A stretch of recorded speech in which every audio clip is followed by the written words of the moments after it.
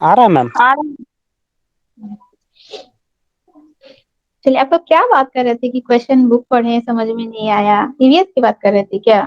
जी ma'am, वो जैसे आप हमको नहीं, हम 2-3 चैप्टर हम पढ़ लिए थे ना, तो अच्छा। हमको समझ में नहीं आया था कि इसमें कैसा क्वेश्चन, जब आप पढ़ाएं तब हमको लगा कि भाई ऐसा क्वेश्चन आएगा, तो वही सर को हाँ, बता रहे थे।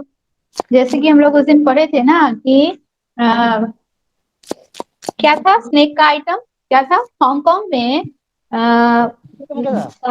स्नेक से बने एक विशेष प्रकार का आइटम बनता है जिसको क्या कहते हैं, लिंगू पेन। ठीक है। तो जी मैम। उस टाइप के क्वेश्चन आएगा और वहां पे हांगकांग की जगह आपको अमेरिका दे देगा। ऑप्शंस में हांगकांग भी रहेगा, अमेरिका भी रहेगा, ऑस्ट्रेलिया भी दे देगा, भारत भी दे देगा, और आपको पता करना है कि कौन से कंट्री में वो आइटम चलता है। चाहे आपका क्वेश्चन इस तरह से घुमा के दे देगा कि हम लोग का कश्मीर में, ठीक है, ये नारियल के तेल में बनी हुई मछली तथा गोवा में सरसों के तेल में बनी हुई मछली लोगों को बहुत पसंद है, इस तरह से एकदम जस्ट घुमा के दे देगा क्वेश्चन। तो हम लोग को पता है ये स्टेटमेंट हम लोग का गलत है। कश्मीर में सरसों के तेल में बनी हुई और गोवा में नारियल के तेल में बनी हुई। ठीक है। ऐसे अभी आप लोग, अभी तो शुरुआत हुआ, और आगे पढ़िएगा तो ईवीएस आप लोग को और ज्यादा इंटरेस्टिंग लगेगा, ईवीएस ज्यादा मैम, मजा आएगा। एक क्वेश्चन था मैम, बोलिए। अ, कि जैसे कोई 52 नंबर लाता है, कोई 55 नंबर लाता है, कोई 80 नंबर लाया मैम, तो हम्म। ये मैटर रखता है मैम? क्या 52 नंबर लाया, 55 नंबर जैसे लाया, सीटेट 80? में, सीटेट में मैम, जो सीटेट में अगर आप जर्नल से हैं तो आपको 90 मार्क्स लाएंगे तो ही क्वालिफाइड होंगे, 52 55 उस पे आप क्वालिफाइड नहीं है, नॉन क्वालिफाइड होगा। ठीक है। अच्छा और अगर 90 मार्क्स। एस सी 90, अगर आप एससी एसटी से हैं तो 82 मार्क्स मस्ट है। ठीक है। जी। 82 हम लोग को चाहिए, नहीं तो वो आपका सीटेट का, वो आप ये नहीं बोलिएगा किसी को कि मेरा तो 5 नंबर, 1 नंबर से किसी का रह जाता है ना। मान लीजिए आप जनरल कोटा से हैं और आपका 89 आया, ठीक है, तो आप क्वालिफाइड नहीं है, वो 1 नंबर के तो लिए भी इसका मतलब आपको वो हमको कुछ। बुड़बक बना दिया मैम एक जन तब। कौन? हम ही लोग का बैचमेट था, वो बोलता है 62 आया है। 62 में कुछ नहीं होता है, 62 तो फर्स्ट टाइम अटेम्प्ट करने वाले भी ऐसे ही उठा लेते हैं बिना कुछ पढ़े।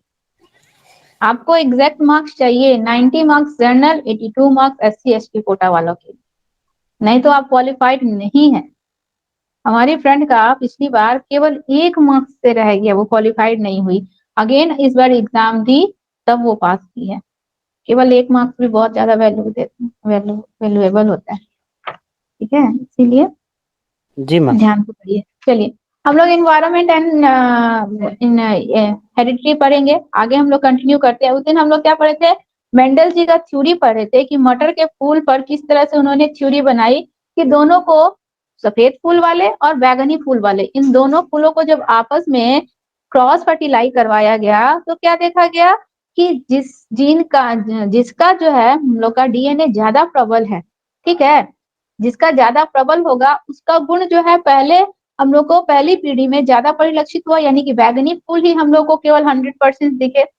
सेकेंड टाइम क्या देखे हम लोग कि बैगनी फूल जो है 75% और सफेद फूल जो है 25% हुआ। थर्ड जनरेशन में क्या देखे कि दोनों जो है 50-50 हो गए, और फोर्थ जनरेशन में क्या देखे कि वो अपने वापस अपने अपने रूप में आ गए, यानी कि बैगनी फूल वाले पौधे में बैगनी फूल और सफेद फूल वाले पौधे में सफेद फूल होने लगा। ठीक है, यानी कि वंशानुक्रम के प्रभाव को इसमें केवल एक ही नाम जुड़े हुए निशान से, आपके अलावा बाकी क्या बोले मैम? केवल आप सिंगल जुड़े हुए हो। रख दीजिए। पूजा मैम थी मैम, लेकिन हट गई शायद। हाँ, एक जन और थे, हट गई। चलिए इसको इरेज। चलिए हम लोग इसमें और आगे पढ़ते हैं, तो हम लोगों का अनुवांशिकता के कुछ नियम है। क्या नियम है? पहला नियम तो हम लोग मेंडल जी का नियम पढ़ लिए।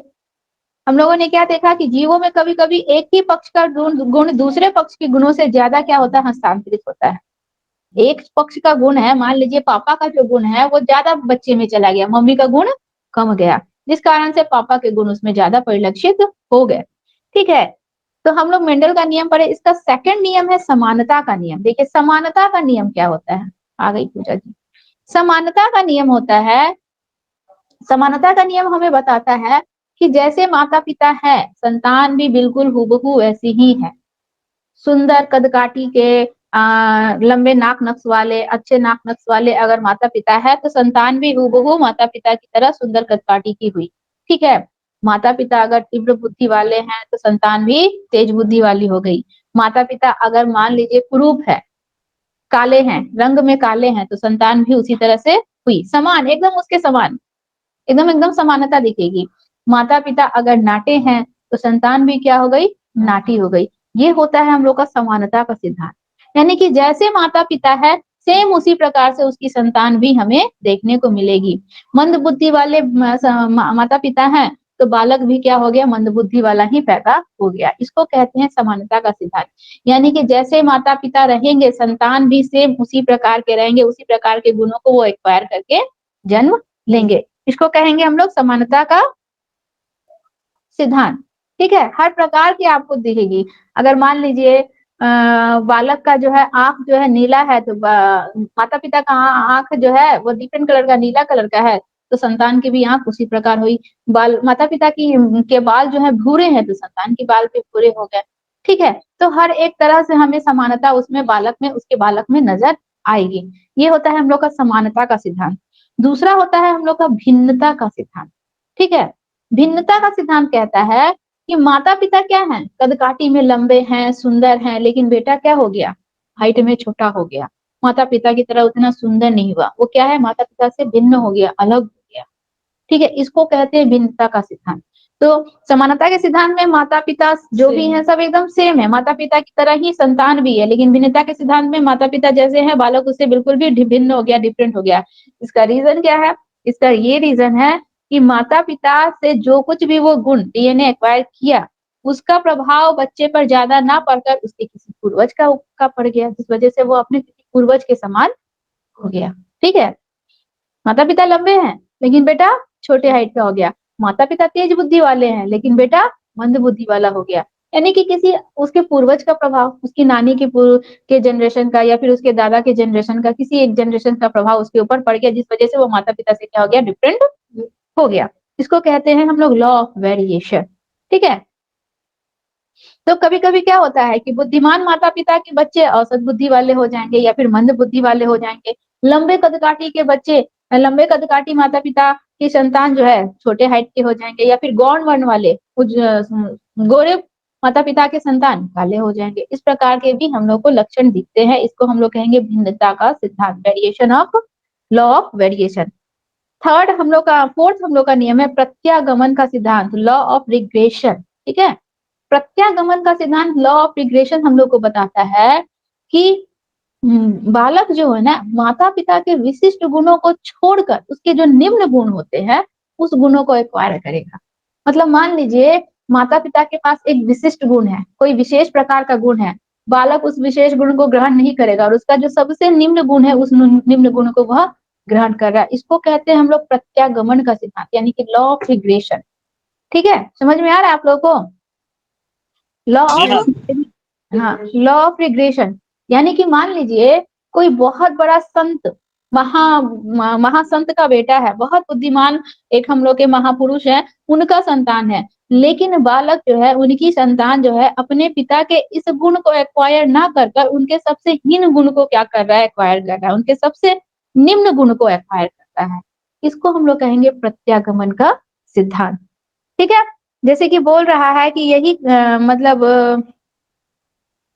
माता-पिता के विशिष्ट गुणों का त्याग कर देगा वो। जो उसके विशिष्ट गुण है, जो उसके महान गुण है, उस गुण को क्या कर देगा? त्याग कर देगा और उनके सबसे निम्न गुणों को, ठीक है? वो क्या करेगा? अपना लेगा। इसी को हम लोग कहते हैं प्रत्यागमन यानी कि विशेष गुण को छोड़कर निम्न गुण को अपना लेना। इसको कहेंगे हम लोग लॉ ऑफ रिग्रेशन यानी कि प्रत्यागमन का सिद्धांत। क्लियर हुआ?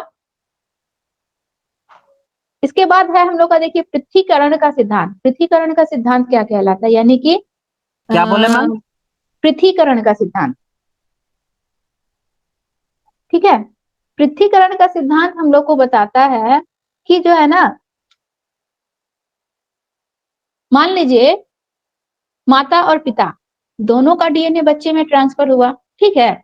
पर पिता का जो गुण था वह ज्यादा प्रबल था, पिता का जो जीन था वह ज्यादा प्रबल था, इसीलिए पिता का गुण बच्चे में ज्यादा दिखा, माता का गुण हमें नहीं दिखा। तो पृथ्वीकरण का सिद्धांत हमें ये बताता है कि माता का जो जीन था जो कि बच्चे में ट्रांसफर तो हुआ लेकिन हमें दिखा नहीं, माता का कोई लक्षण हमें बच्चे में नहीं दिखा, लेकिन इसका मतलब ये नहीं है कि वहां पे माता का जो जीन है वह दब गया, वह दबता नहीं है या फिर वह नष्ट नहीं होता है, वह कुछ समय के लिए क्या हो जाता है, विलुप्त रूप में वहां पे छिपा रहता है। वो क्या करेगा, पिता और माता दोनों का जीन जो है बच्चे में ट्रांसफर हुआ, लेकिन पिता का जीन ज्यादा प्रबल था, इसीलिए पिता के सारे गुण उसमें बच्चे में हमें दिख रहे हैं, लेकिन माता का कोई लक्षण हमें नहीं दिख रहा है।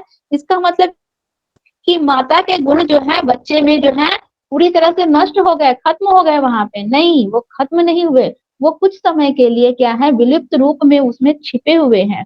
ठीक है, इसके बाद के जनरेशन में वो क्या होगा, ट्रांसफर हो जाएगा। इसको कहते हैं हम लोग पृथ्वीकरण। पृथ्वीकरण का मतलब वो पृथक रूप से क्या होता है, बच्चे के अंदर ही किसी ना किसी रूप में वो प्रेजेंट रहता है, वो उस समय नहीं दिखा, वो क्या करेगा, उसके नेक्स्ट जनरेशन यानी कि उसके बेटे का जब बेटा होगा या बच्चा होगा तो उस नेक्स्ट जनरेशन में उसकी माता का गुण जो उसके उसके अंदर नहीं नजर आया वो उसमें ट्रांसफर हो सकता है। और क्या पता उस समय उसकी माता का गुण जो है ज्यादा प्रबल हो और उस समय उसकी माता का गुण जो है उसकी संतान में हमें नजर आ जाए। तो इसको कहते हैं पृथ्वीकरण का सिद्धांत, यानी कि कोई भी, चाहे वो माता का जीन हो चाहे वो पिता का जीन हो, ठीक है, वह अप्रबल भी है, वह कमजोर भी है, तो वह कभी भी नष्ट नहीं होगा, वह एक से दूसरे जनरेशन, दूसरे से तीसरे जनरेशन, तीसरे से चौथे जनरेशन, लेकिन कभी ना कभी वह पृथक रूप से हमें नजर जरूर आएगा। इसको कहते हैं हम लोग पृथ्वीकरण का सिद्धांत। क्लियर हुआ? हाँ, कोई डाउट नहीं है ना? अगला बोल रहा है स्वतंत्र छटाई का सिद्धांत।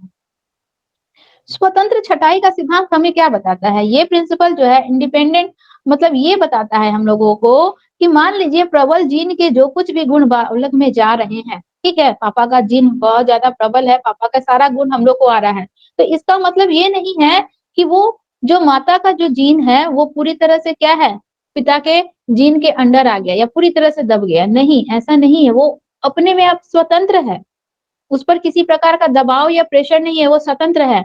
मान लीजिए पापा का जीन बहुत ज्यादा प्रबल है, पापा के बहुत सारे गुण बच्चे में आ गया, मम्मी के कुछ निम्न गुण ही बालक में आ गए, क्योंकि वो क्या है, अपने आप में स्वतंत्र। स्वतंत्र छटाई का मतलब क्या है कि माता का जीन जो है, माता का जो डीएनए से गुण जो बच्चे में आ रहा है वो स्वतंत्र है। तो मान लीजिए उसके कुछ विशिष्ट गुण नहीं आए, उसके कुछ ही गुण आ गए। मान लीजिए माता की तरह बालक के भूरे भूरे बाल है, माता के भूरे भूरे बाल हैं, बालक के भी माता के समान भूरे भूरे बाल हो गए।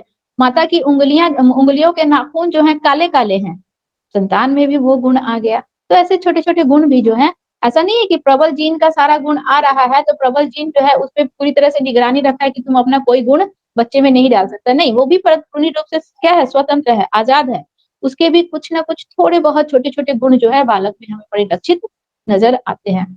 हम लोग किसी भी माता पिता की अगर संतान है तो हम लोग को दिखता है, मान लीजिए मेरे अंदर मेरे पापा के ज्यादा गुण है, इसका मतलब ये नहीं ना है कि मम्मी का कुछ भी गुण नहीं आया, छोटा मोटा थोड़ा बहुत गुण तो मम्मी का आया ही। कलर में मम्मी की तरह हो गए, ठीक है, हाइट में पापा की तरह हो गए, आंख नाक नक्श पापा की तरह हो गया, बोलने का तरीका पापा की तरह हो गया, या फिर हम लोग की मेंटल एबिलिटी पापा की तरह हो गई, लेकिन कुछ तो मम्मी की तरह आया, जैसे कि हम लोग का रंग मम्मी की तरह आ गया, नाखून का शेप मम्मी की तरह आ गया। ऐसे छोटी छोटी चीजें जो है स्वतंत्र रूप से दूसरे पक्ष का भी आ जाती है। ओके, क्लियर हुआ? यहाँ तक क्लियर हुआ निशांत जी, पूजा जी? जी मैम। चलिए, आप लोग को कोई डाउट होगा तो पूछिएगा, बिना डाउट लेकर आगे नहीं बढ़िएगा। तो यहाँ था हम लोग का क्या, अनुवांशिकता कंप्लीट हो गया। अब हम लोग पढ़ेंगे क्या, वातावरण, इन्वायरमेंट। इन्वायरमेंटल के विषय में जान लेते हैं और फिर इन दोनों का आपस में क्या रिलेशन है ये दोनों को हम लोग जानेंगे एक साथ, ठीक है। वातावरण में बोल रहा है कि वातावरण के लिए पर्यावरण शब्द का हम लोग प्रयोग करते हैं, इंग्लिश में इन्वायरमेंट कहते हैं, हिंदी में पर्यावरण बोलेंगे, ठीक है। तो पर्यावरण जो है हम लोग जानते हैं कि पर्यावरण का अगर हम लोग संधि विच्छेद करें तो यह दो शब्दों के मेल से बना होता है, परिजोर आवरण। परि का मतलब होता है आसपास और आवरण का मतलब होता है ढका हुआ, यानी कि हमारे आस-पास जो कुछ भी चीज़ें मौजूद हैं, ठीक है? वही क्या है हम लोग का पर्यावरण है, जो कि हमारे मतलब वातावरण से क्या है आस-पास के हम लोग के माहौल से पूरी तरह से कवर्ड है, ठीक है? ढकी हुई है। तो हम लोग क्या बोलेंगे चारों तरफ का आवरण का अर्थ होता है ढकने वाला अर्थात पर्यावरण शब्द का शाब्दिक अर्थ क्या होगा? चारों ओर से ढकने वाला अतः व्यक्ति के चारों ओर जो कुछ भी, चाहे पेड़-पौधे, नदी, तालाब, आसमान जो कुछ भी प्रेज़ेंट है, यह सब के सब क्या है? यानी कि उनके आस-पास जो ह्यूमन्स हैं, वो भी क्या है? उनके पर्यावरण का भी एक अभिन्न अंग है। ठीक है? तो ये सब क्या है हम लोग का पर्यावरण है। तो पर्यावरण में हम लोग क्या देखेंगे कि मानव के जीवन तथा व्यवहार को प्रभावित करता है। यह पर्यावरण हम लोगों को प्रभावित करता है, हमारे जीवन को, हमारे व्यवहार को। पर्यावरण का हमारे जीवन पर, हमारे व्यवहार पर बहुत ज़्यादा प्रभाव पड़ता है। ठीक है? एक अच्छे घर के संतान को, बच्चे को मान लीजिए किसी चोर के द्वारा चोरी कर लिया गया। बच्चा बहुत ब्रिलियंट, बहुत अच्छा पढ़ने में तेज़ था, इंग्लिश मीडियम में उसके माता-पिता उसको पढ़ाते थे। लेकिन अचानक से किसी के द्वारा चोरी कर लिया गया और उसको एक ऐसे एनवायरनमेंटल में बेच दिया गया, जहाँ पे बच्चे का माहौल ऐसा था कि सभी बच्चे गाली-गलौज करते थे, चोरी-चकारी करते थे, उल्टे-पुल्टे वह बच्चा जो है कुछ दिन तक उस एनवायरनमेंट को एडॉप्ट नहीं करेगा, लेकिन धीरे-धीरे, धीरे-धीरे बच्चा उसी एनवायरनमेंट में क्या हो जाएगा? एडॉप्टेड हो जाएगा। उसी एनवायरनमेंटल को वो ग्रहण कर लेगा। तो ये होता है हम लोग का पर्यावरण, यानी कि पर्यावरण जो है हमारे जीवन को, हमारे व्यवहार को क्या करता है? प्रभावित करता है।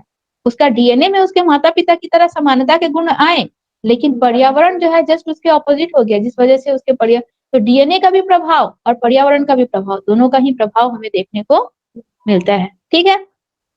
तो हम लोग के कुछ मनोवैज्ञानिक हैं, जिन्होंने पर्यावरण की परिभाषा दी है। सबसे पहले हम लोग का टैगलस एंड हॉलैंड 2 मनोवैज्ञानिक हैं। इन्होंने पर्यावरण की परिभाषा क्या दी है कि वातावरण शब्द का प्रयोग उन समस्त बाह्य शक्तियों जो हमारे बाहर में है, हमारे एनवायरमेंटल से जुड़ी हुई हैं, उन शक्तियों, प्रभावों तथा दशाओं के सामूहिक रूप से वर्णित करने के लिए किया जाता है, जो जीवित प्राणी के लिए जीवन, स्वभाव, व्यवहार तथा बुद्धि विकास व परिपक्वता को प्रभावित करता है। यानी कि हम ह्यूमन्स के स्वभाव को, हमारी मैच्योरिटी को, अपने एनवायरमेंटल से हमारे अंदर मैच्योरिटी नहीं आती है।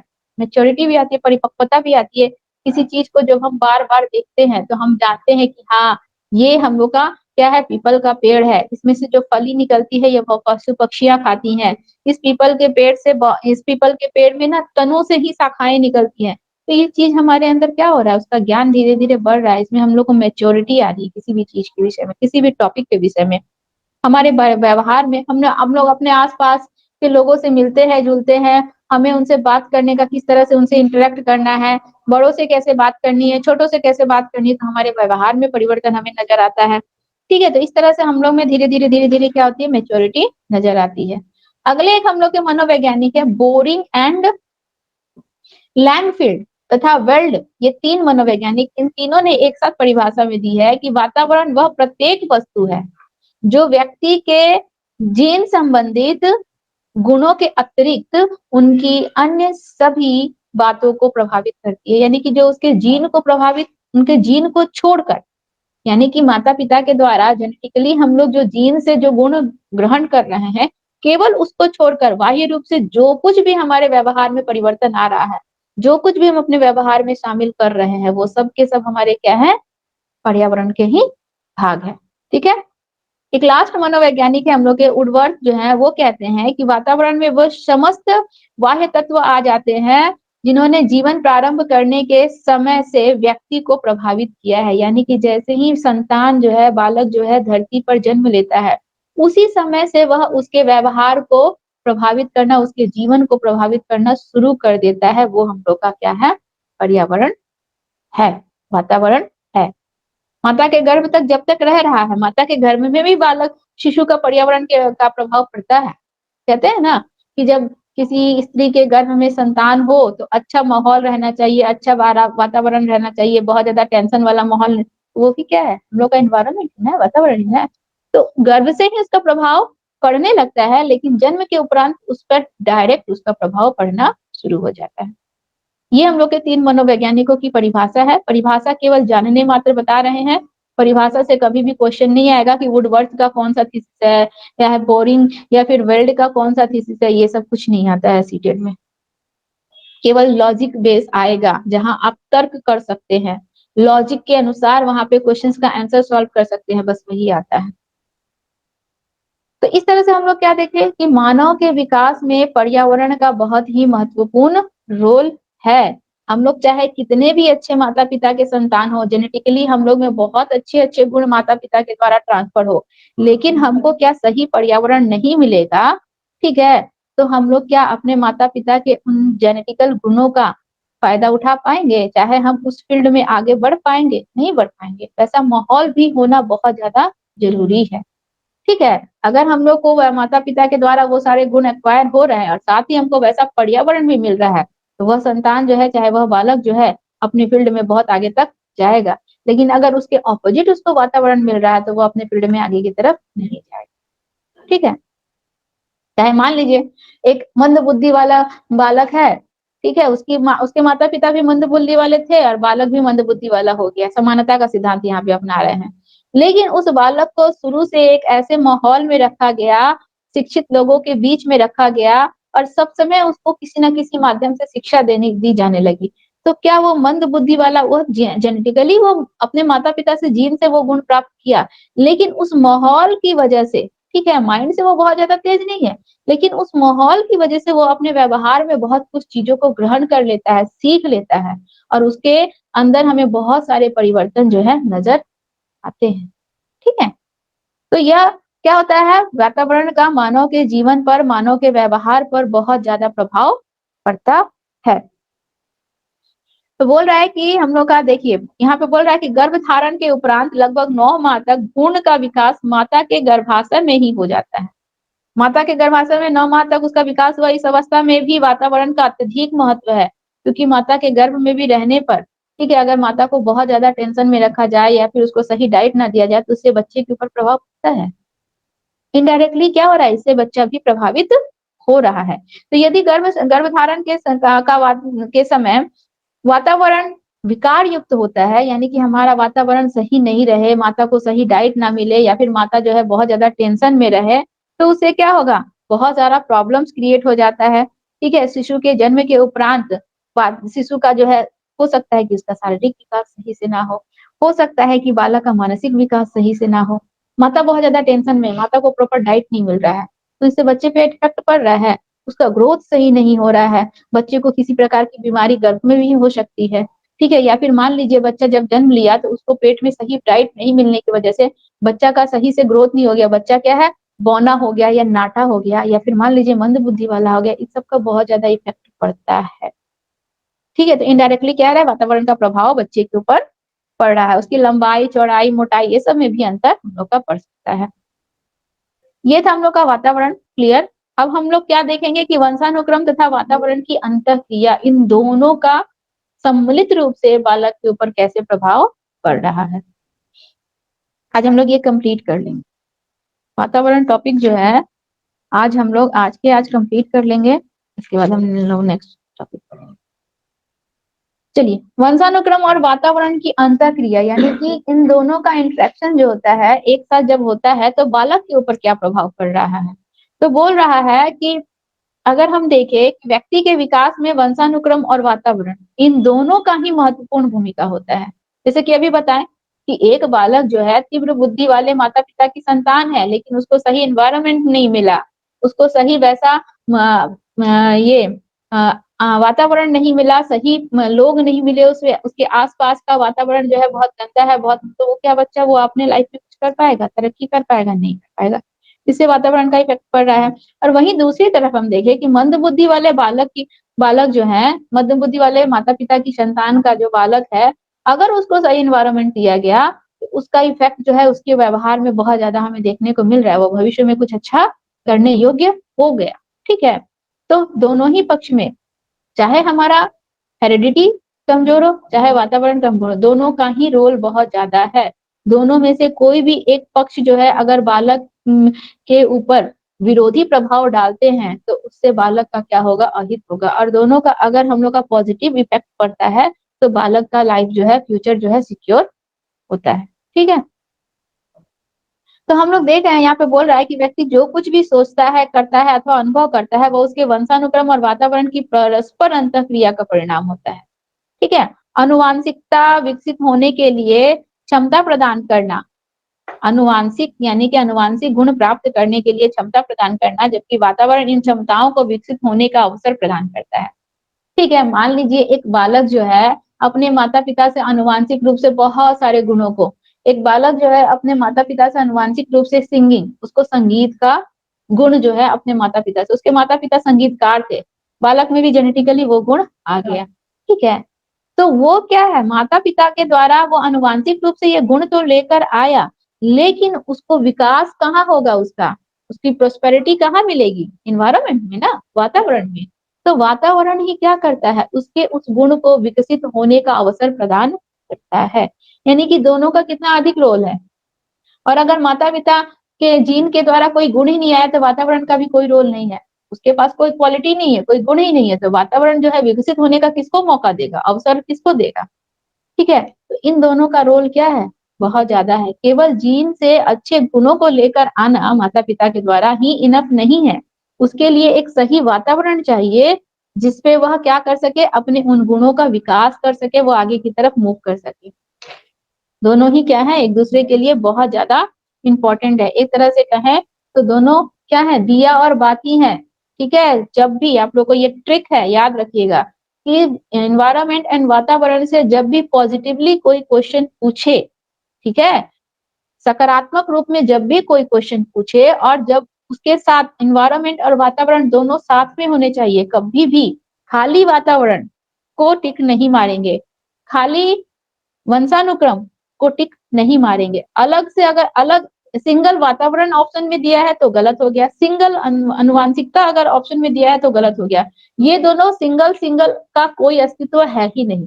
जब तक ये दोनों साथ में ना रहें, अनुवांशिकता और वातावरण दोनों ही, ठीक है। जैसे कि मान लीजिए आप लोगों से एक क्वेश्चन करते हैं, ठीक है, क्वेश्चन है हम लोग का कि एक माता पिता जो है वह खेल में बहुत ज्यादा क्या है, प्रतिभाशाली हैं, दोनों ही ओलंपिक खेल खेल चुके हैं, दोनों का आपस में विवाह हुआ और उनसे जो संतान उत्पन्न हुई उनमें भी वंशानुक्रम रूप से उनमें वह गुण आया। ठीक है। साथ ही साथ वह उस बच्ची को क्या कर रहे हैं, ट्रेनिंग के लिए भी कोचिंग सेंटर भेज रहे हैं ताकि वो उस खेल में और ज्यादा निपुण हो सके। तो यह किसका प्रभाव है, यह आनुवंशिकता का प्रभाव है, यह वातावरण का प्रभाव है, यह आनुवंशिकता और वातावरण दोनों का प्रभाव है। किसका प्रभाव होगा बताइए तो, ये दोनों का मैम। इसमें दोनों का ही प्रभाव होगा। क्यों, बच्चा जो है अपने माता पिता से हम लोग का जीन के द्वारा तो वो गुण प्राप्त कर रहा है, लेकिन साथ में उसको इन्वायरमेंटल के थ्रू भी तो वो गुण मिल रहा है ना, वो उसको खुद भी सिखा रहे हैं तो संतान, अपनी संतान को, और साथ ही साथ उसको कोचिंग भी भेज रहे हैं सीखने के लिए, तो वो तो उसका इन्वायरमेंट का प्रभाव है ना। तो दोनों का ही प्रभाव, इस तरह से जितने भी पॉजिटिव क्वेश्चन आएंगे ना, उसमें आप लोग को आनुवंशिकता और वातावरण जब भी साथ हो, आंख मूंद के टिक कर देना है, ये कभी भी गलत नहीं होगा। अच्छा, एक क्वेश्चन और पूछते हैं। जैसे कि एक माता पिता की संतान जो है वो अपने पिता से जो है, पिता के समान जो है क्या करती है, नीली, उसके पिता की आंखें है, आंखें का कलर जो है नीला है, संतान की भी आंखों का कलर नीला है, तो यह किसका प्रभाव है, उसकी माता पिता की अनुवांशिकता का प्रभाव है, वातावरण का प्रभाव है, अनुवांशिकता या वातावरण दोनों का प्रभाव है, क्या होगा इसका आंसर बताइए। दोनों। यहाँ क्वेश्चन सुनिए अच्छे से। बालक जो है अपनी माता से या पिता से अनुवांशिक रूप से आंखों का कलर प्राप्त करता है। ठीक है, आंखों का कलर प्राप्त कर रहा है, अनुवांशिक रूप से अपनी माता और पिता से आंखों का कलर प्राप्त कर रहा है। ठीक है, तो यह क्या है, अनुवांशिकता का गुण है, वातावरण का गुण है, या अनुवांशिकता और वातावरण दोनों का। माता पिता से आंख का कलर पा रहा है ना, आंखों का रंग पा रहा है, तो इसमें वातावरण का क्या इन्वायरमेंट है, क्या रोल है। कुछ चीजें जो है वंशानुक्रम से ही हमें मिलती है। वह लड़की, हम हैं अपने पिता से जो है अनुवांशिक रूप से आंख का साइज, बड़े बड़े आंख का साइज पाए हैं, तो हमारा क्या है, ये वंशानुक्रम का गुण है केवल। यहाँ पे केवल क्या आएगा, वंशानुक्रम का गुण आएगा। ठीक है। मान लीजिए क्वेश्चन आ गया कि आपकी संतान जो है आप ही के समान जो है कदकाठी की है, ठीक है, आप ही के समान उसकी आंखें जो है काली काली है, आंखों का रंग आप ही के समान है, तो यह किसका गुण है? यह आपकी अनुवांशिकता का गुण है। ठीक है, वहां पे केवल अनुवांशिकता आएगा। ऐसे मोस्टली जो है ये सब क्वेश्चन जो है मोस्टली जो है अनुवांशिकता और वातावरण से रिलेटेड क्वेश्चन देता है, ऐसा रेयर दे देता है।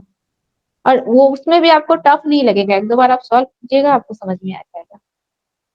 तो चलिए इन दोनों के सम्मिलित रूप को एक मनोवैज्ञानिक ने परिभाषित किया है, उनका नाम है क्रो एंड क्रो। ठीक है, तो क्रो एंड क्रो जी ने अनुवांशिकता और वातावरण को परिभाषित करते हुए क्या बताया है, इस विचार की पुष्टि करते हुए वो लिखते हैं कि व्यक्ति का निर्माण न तो केवल वंशानुक्रम, देखिए वो बता रहे हैं कि व्यक्ति का निर्माण यानी कि एक बालक जो जन्म लेता है या बड़ा होता है, तो उसका निर्माण न तो केवल अनुवांशिकता में और न केवल वातावरण से हो सकता है। हम लोग किसी एक की भूमिका वहां पे मान ही नहीं सकते हैं।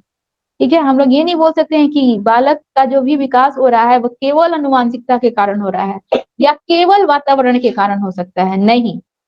यह जैविक तथा सामाजिक दोनों के एकीकरण का परिणाम है। जैविक यानी कि वंशानुक्रम, ठीक है, और अनुवांशिक यानी कि सामाजिक यानी कि वातावरण। तो यह क्या है, दोनों के ही प्रतिफल का परिणाम होता है, अनुवांशिकता और वातावरण दोनों के ही प्रतिफल का परिणाम होता है।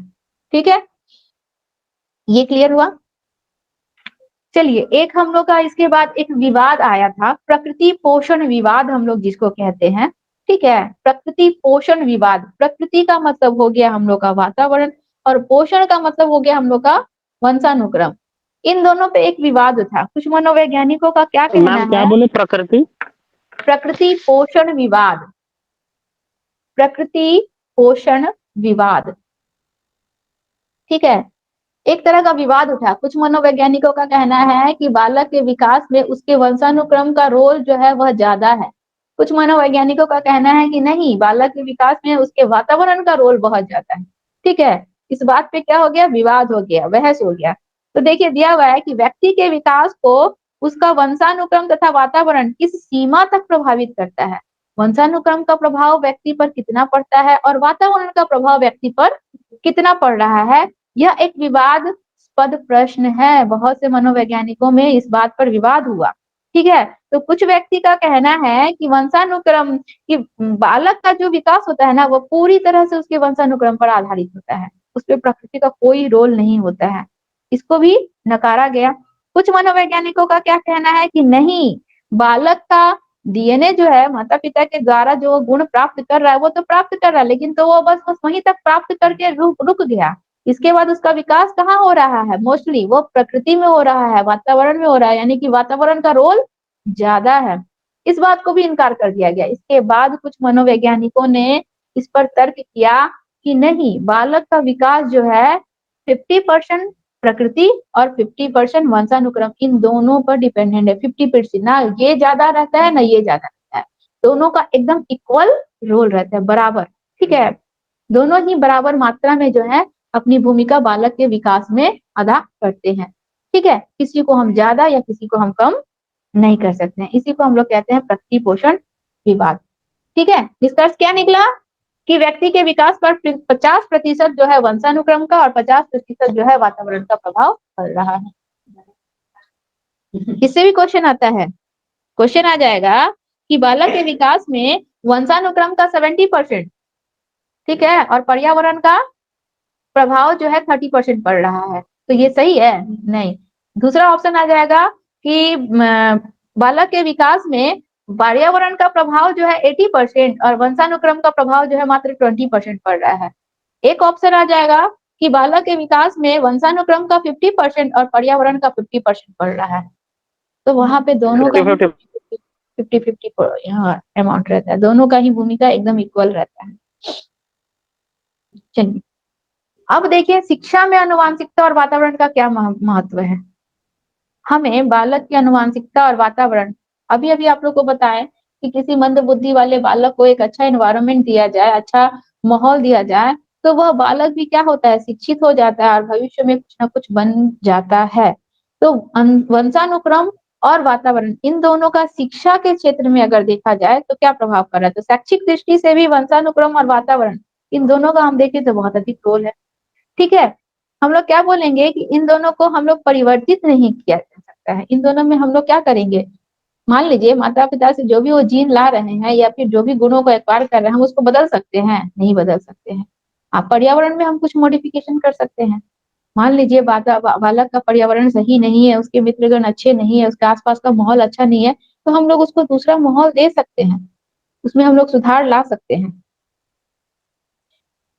हम लोग क्या कर सकते हैं, वंशानुक्रम को ध्यान में रखकर बालक के विकास के लिए उचित वातावरण तो हम लोग प्रदान कर सकते हैं।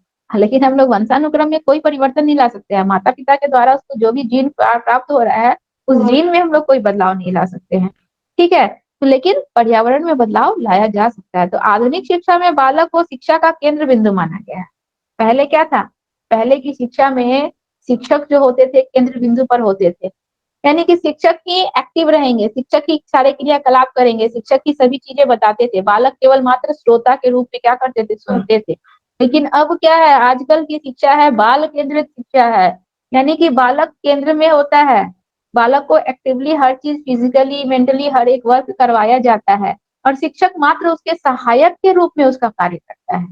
उसको जहाँ प्रॉब्लम है, जहाँ तकलीफ है, उसको उसमें क्या करेगा, सपोर्ट करेगा, सहायता करेगा। ठीक है?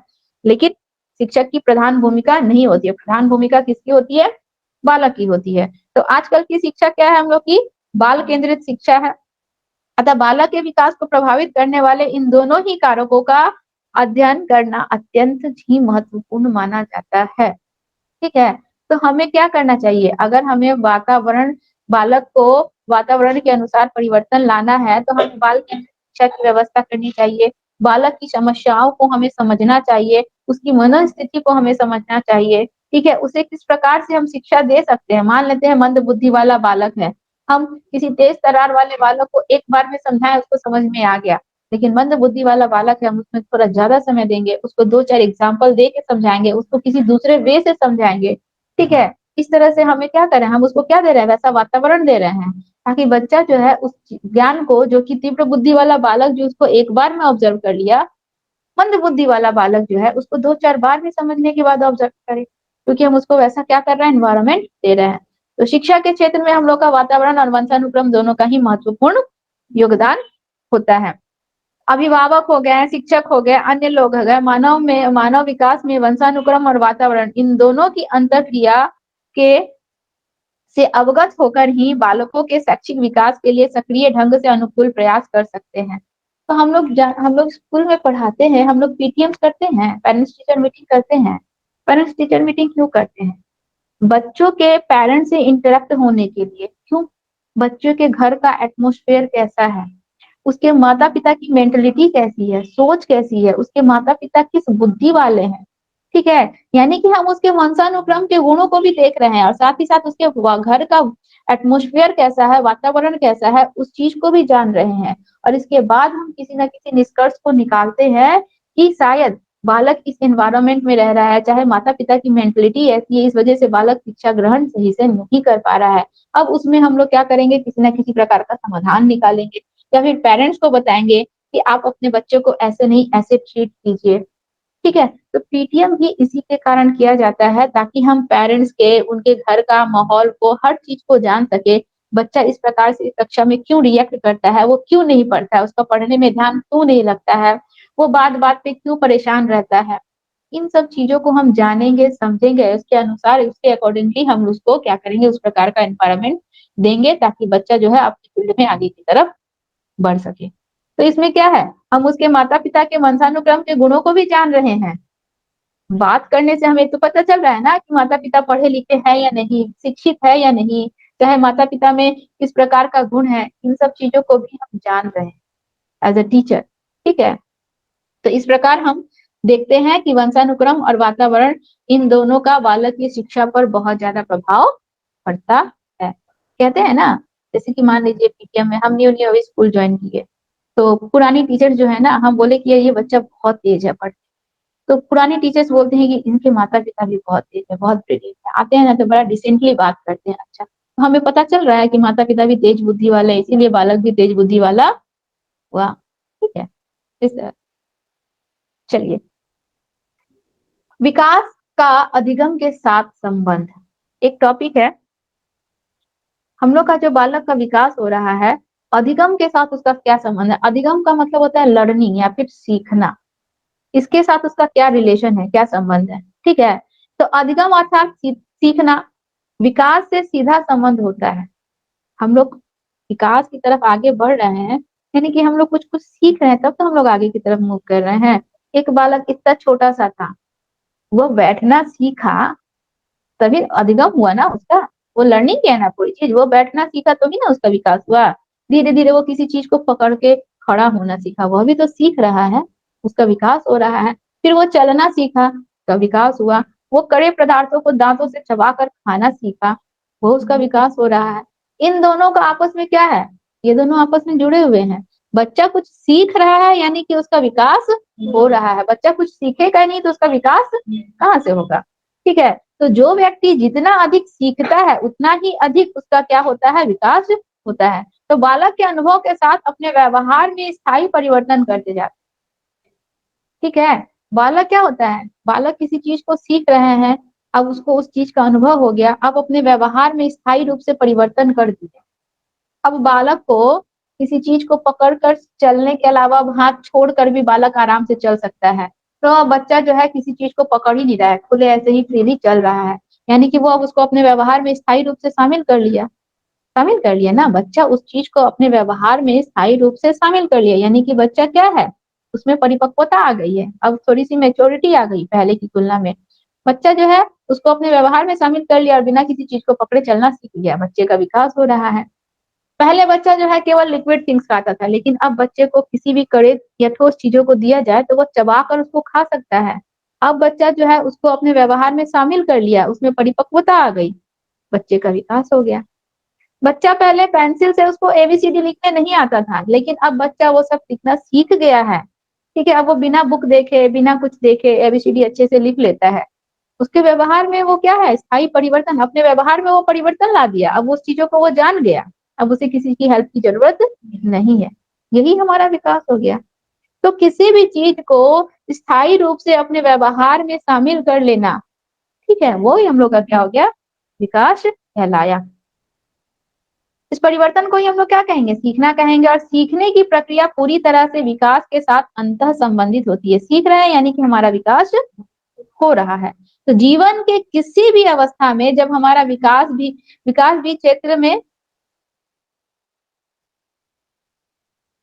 जीवन के किसी भी अवस्था में देखा जाए तो हमारा विकास कभी भी रुकता नहीं है, यानी कि मरने के एक क्षण के पहले तक हम लोग क्या होते हैं? हम लोग कुछ ना कुछ सीखते ही हैं और हमारा विकास होता ही है। ठीक है, मरने के एक क्षण पहले बेटा जो है प्रॉपर्टी का पेपर लेकर आया और बोला कि पापा इस पे साइन कर दो, सारी प्रॉपर्टी मेरे नाम कर दो। तो वहां पे भी तो हम कुछ सीखे कि बालक जो है वह सेल्फिश हो गया है, उसे अपने केवल प्रॉपर्टी की चिंता है। तो वहां पे भी तो एक मरने के एक क्षण पहले भी तो हमको समझ में आ रहा है, हमको सीख रहे हैं, हमारा विकास हुआ ना। तो विकास जो है निरंतर हम लोग का होते रहता है, हम लोग कुछ भी सीखते हैं, वो सीखना ही हमारा क्या हो गया? विकास हो गया। ठीक है, तो ये हम लोग का सीखना और जो विकास है, यहाँ से एक क्वेश्चन आता है, इन दोनों की दरें कभी भी एक दूसरे से ज्यादा नहीं होती है। बालक जितना ज्यादा सीखेगा उतना ही विकास होगा। ऐसा नहीं कि सीख रहा है कम और विकास हो रहा है ज्यादा। दोनों की दरें क्या होती है? एक समान होती है। दोनों का स्पीड जो होता है, दोनों की गति जो होगी एक समान होगी। ठीक है, हम जितना सीखेंगे उतना ही विकास होगा। हम सीखेंगे 50% और 70% हमारा विकास हो रहा है, ऐसा नहीं होगा। जितना सीखेंगे उतना ही विकास होगा। दोनों की दर या गति जो होती है वह एक समान होती है, किसी का ज्यादा और किसी का कम नहीं। ठीक है, ये चैप्टर हम लोग का कंप्लीट, अनुवांशिकता और वातावरण। हम कोशिश करेंगे कि इसका क्वेश्चन बनाए, हम आप लोग को 2 टॉपिक कंप्लीट करवाएं। एक है हम लोग का विकास, इसके बाद हम लोग, अच्छा मोटर डेवलपमेंट भी तो कंप्लीट हो गया तो, और अभी हम लोग अनुवांशिकता और वातावरण 3 टॉपिक कंप्लीट किए। अब ये सब में ना प्रॉब्लम ये है ना कि सीडेट के क्वेश्चन में से केवल इन सारे क्वेश्चंस को, ढेर सारा क्वेश्चंस निकाला, उसमें से इसमें से कभी आया है कभी नहीं आया है किसी सेशन में, उसमें से चुन चुन के निकालो, फिर क्वेश्चन पेपर बनाओ। हम देखते हैं, मेरे पास पहले से बनाया हुआ होगा तो हम आप लोग का टेस्ट लेंगे एक बार, क्योंकि टेस्ट लेने से आप लोगों में भी पढ़ने का इंटरेस्ट थोड़ा ज्यादा बनेगा मार्क्स आएगा तो आप लोगों में भी ये होगा कि अरे उनका मार्क्स ज्यादा आ गया, मेरा मार्क्स कैसे कम आ गया। स्टडी मटेरियल में नहीं मिला है, नहीं मिला, अभी तक नहीं मिला। आपका नंबर है ना मेरे पास दोनों जन का। सर बोले थे ना कि मेल आईडी देने के लिए, कैसे बात कीजिएगा एक बार, क्योंकि एक बार इसको दोबारा रिपीट कीजिएगा, एक बार रिवीजन कीजिएगा तो ही क्वेश्चन सॉल्व कर पाएंगे, नहीं तो नेक्स्ट टॉपिक रहेगा हम लोग का इंडिविजुअल डिफरेंसेस, यानी कि व्यक्तिगत विभिन्नता। मिल गया?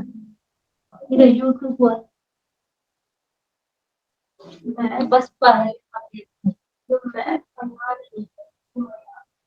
पीडीएफ जो भेजे बस पहले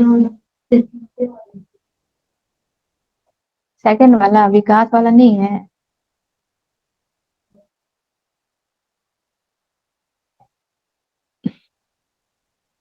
आप लोग के पास है ना नोट्स? एक बार सब। No ma'am. नहीं, नहीं है। No ma'am. अच्छा ठीक है, अच्छा ठीक है, हम फिर से बात करते हैं, क्योंकि एक बार उसको पढ़ना होगा, क्योंकि पीछे आगे जैसे जैसे मूव करेंगे ना, पीछे वाला चीज आप लोग भूलते जाएंगे। बस यही भेज। अच्छा ठीक, आप लोग के पास वीडियो है ना, एक बार वीडियो फिर देखते रहिएगा, क्योंकि अगर हम कोई टेस्ट लेंगे तो फिर आप लोग को वो सब चीज पीछे वाला रिपीट करना होगा। बोल रही हैं, कुछ बोलना है क्या? फोटो, अच्छा बोल रहे हैं हम। चलिए, आप लोग का चैप्टर हम लोग का ये आनुवंशिकता और वातावरण कंप्लीट हो गया, और आप लोग को कोई डाउट है तो क्वेश्चन कीजिए, कहीं कुछ पूछना है, कुछ भी है तो क्वेश्चन कीजिए।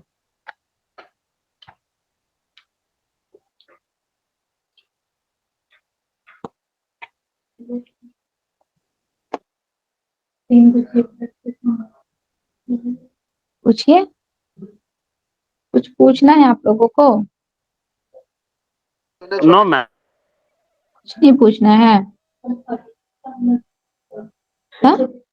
अब ऐसे सुनने में लग रहा है सब समझ में आ गया, जिस दिन क्वेश्चन मिलेगा ना उस दिन सब। देखिए सीटेट का क्वेश्चन हम आप लोग को दिखाते हैं, केवल सुनने में लगता है बहुत टफ होता है। चलिए एक क्वेश्चन हम आप लोगों से पूछते हैं, बताइए, सीटेट का क्वेश्चन पेपर है, देखिए ठीक है।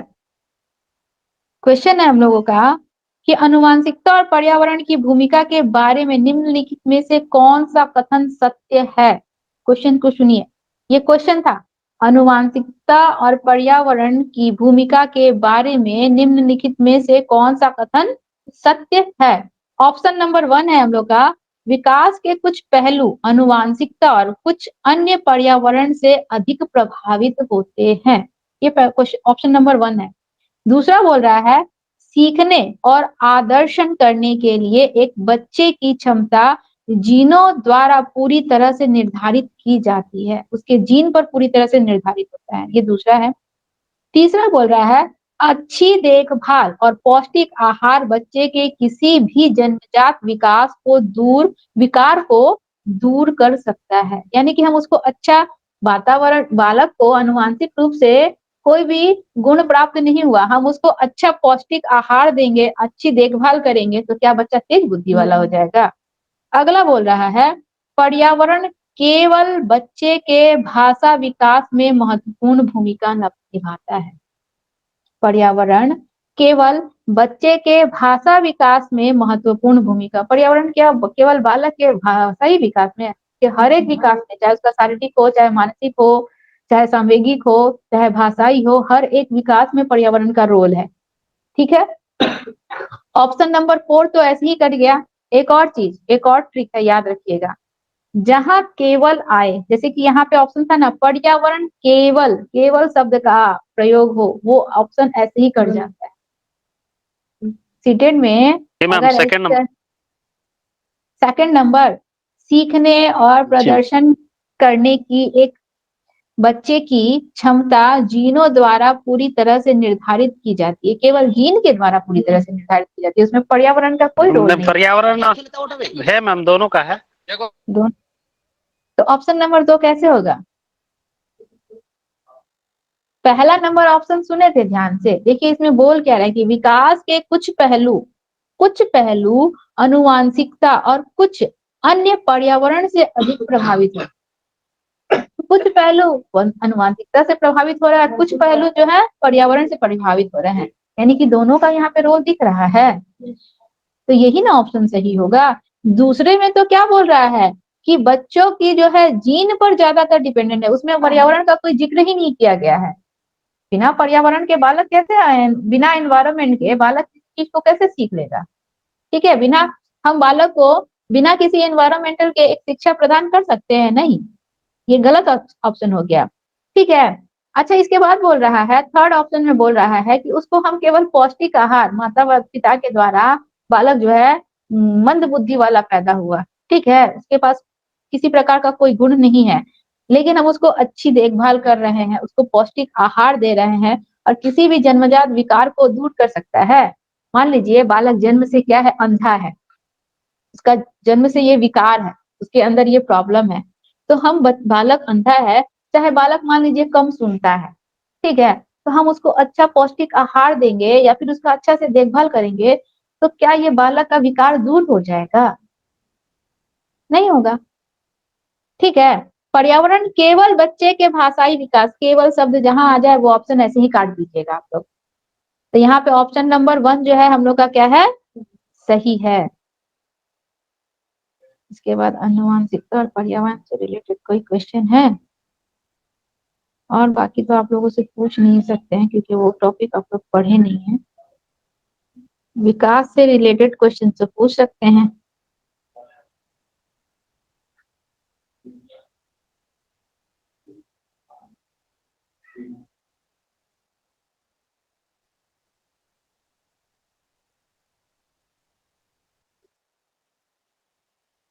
भी नहीं है।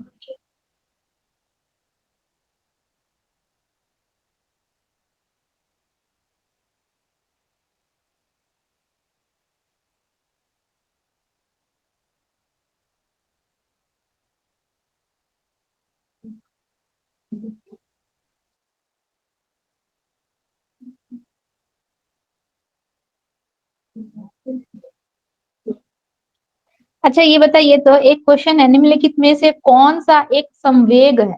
संवेग यानी कि इमोशन, ठीक है।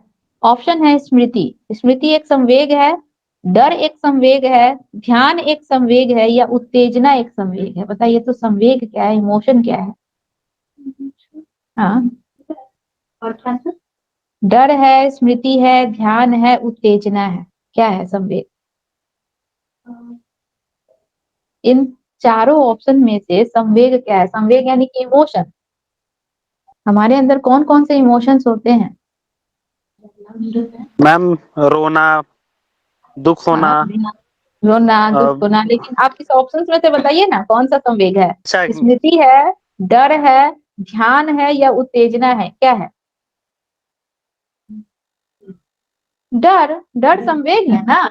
जी मैम, जी मैम। आप बोल रहे हो रोना, हंसना, तो रोना बच्चा डर से ही ना रो रहा है, डर तो एक संवेग हो गया।